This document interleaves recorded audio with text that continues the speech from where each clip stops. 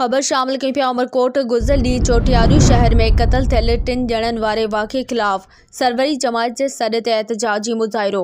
फ़ौरन क़ातिल गिरफ़्तार करण जो मुतालबो। इन हवाले सां टेलीफ़ोन लाइन ते मौजूद आहे यूसुफ असखण मंगरियो। जी यूसुफ, कहिड़ा तफ़सील आहिनि, आगाह कजो। जी बिल्कुल, गुज़िरियल ॾींहुं चोटियारू शहर में क़त्ल थियल 3 ॼणनि वारे वाक़े ख़िलाफ़ सरवरी जमायत जे सॾ ते एहतजाजी मुज़ाहिरो। फ़ौरन क़ातिल गिरफ़्तार करण जो मुतालबो।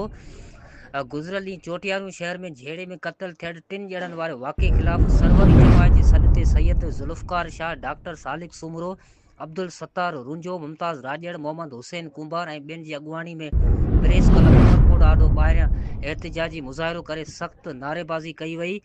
गुज़िरियल ॾींहुं चोटियारू शहर में हथियारबंद सरेआम फायरिंग करे सरवरी जमायत जा सां तालुक़ रखंदड़ 3 ॼणनि खे क़त्ल करे 10 ॼणनि खे ज़ख़्मी करण वारे वाक़े जी मज़म्मत कजे थी। गुज़िरियल 24 कलाकनि खां मक़तूलनि जा लाश रोड ते पयल आहिनि, पर पुलिस मुतासिर वटि लड़ी अचण लाइ तयारु न आहे। हिकु MNA प्लाट जो तकरार ॼाणाए पंहिंजी दहशत जो राज करे सरेआम गुंडागर्दी कई आहे। पुलिस अञा ताईं क़ातिल गिरफ़्तार न आहिनि कया। फ़ौरन SSP सांगड़ खे मुअतल करे बेगुनाह क़त्ल थियल मक़तूलनि जे क़ातिलनि खे गिरफ़्तार कयो वञे। ॿी सूरत में एहतजाजी तहरीक हलाई वेंदी। जी ठीकु आहे यूसुफ, तफ़सील ॾियण लाइ महिरबानी।